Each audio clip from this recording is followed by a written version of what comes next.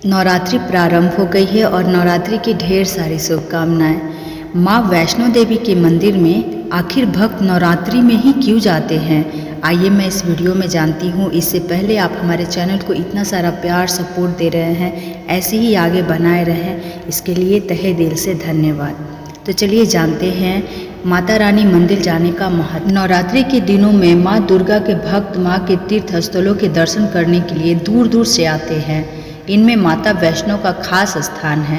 जम्मू कटरा में स्थित माँ वैष्णो देवी की धाम को लेकर भक्तों में गहरी आस्था है।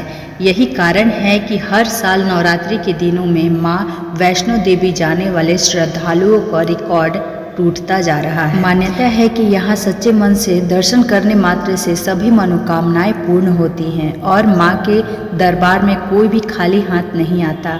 आइए जानते हैं कटरा वाली माँ यानी माँ वैष्णो देवी के मंदिर की खास बातें। माँ वैष्णो देवी का मंदिर तिरुमला वेंकटेश्वर मंदिर के बाद दूसरा सबसे ज्यादा देखे जाने वाला तीर्थ स्थल है।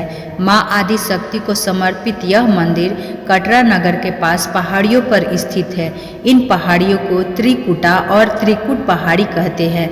त्रिकुट पहाड़ियों पर एक गुफा में माता वैष्णो देवी की स्वयंभूतः 3 पिंडी है। 3 पिंडी में महाकाली, महालक्ष्मी और महासरस्वती एक साथ विराजमान है। इन तीनों पिंडियों को सम्मिलित रूप से वैष्णो देवी कहा जाता है और उसी स्थान को माता का भवन कहते हैं। गुफा के अंदर एक चबूतरा है, वहाँ तीनों माताएं भक्तों को दर्शन देती हैं और सभी मनोकामनाएं पूर्ण करती हैं। माता वैष्णो देवी का भवन जहाँ है वहीं माँ ने भैरव का वध किया था।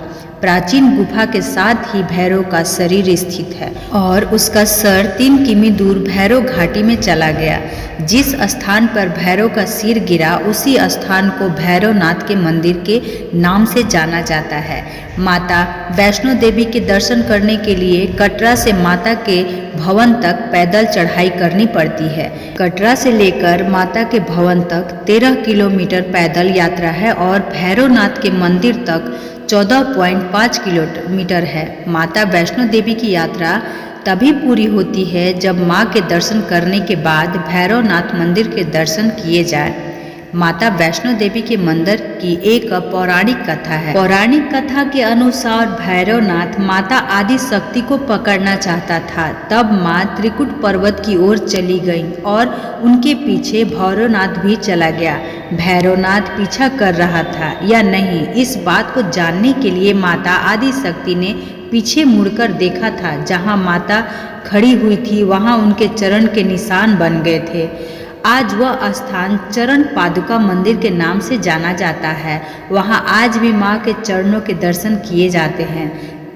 तभी माँ आदि शक्ति की रक्षा करने के लिए हनुमान जी वहाँ पहुँच गए थे। हनुमान जी को उस समय प्यास लग गई, तब माँ ने धनुष से पहाड़ पर बाण चलाकर एक जलधारा निकाली और उसे अपने केश धोए। उस जलधारा को बाण गंगा के नाम से जाना जाता है। इसके बाद माँ एक गुफा में प्रवेश कर गई और वहाँ 9 माह तक तपस्या की और उस गुफा के बाहर हनुमान जी पहरा दे रहे। यह गुफा आज भी अर्धकुमारी, आदि कुमारी और गर्भजून के नाम से प्रसिद्ध है।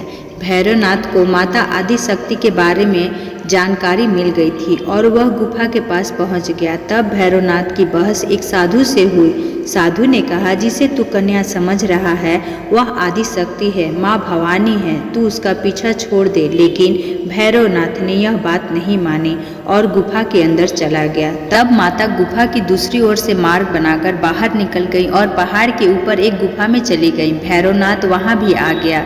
यहाँ पर हनुमान जी माता का पहरा दे रहे थे। भैरवनाथ के गुफा में प्रवेश करते देख हनुमान जी का युद्ध भैरवनाथ से हुआ। काफी देर युद्ध के बाद माता वैष्णो देवी ने माँ दुर्गा का रूप धारण करके भैरवनाथ का वध कर दिया। भैरवनाथ के वध के बाद उसको अपनी भूल का पश्चाताप हुआ और उसने माँ से क्षमा मांगी।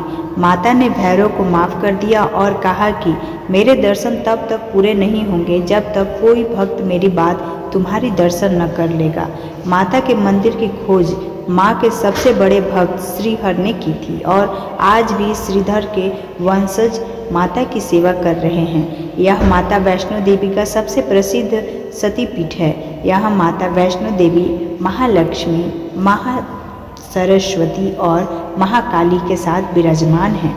माता वैष्णो देवी की उत्पत्ति इन तीनों देवियों से ही हुई है, इसीलिए माता वैष्णो देवी को इनकी बेटी भी कहा जाता है। तो प्यारे भक्तों, माँ वैष्णो देवी आर्टिकल आप लोगों को कैसा लगा?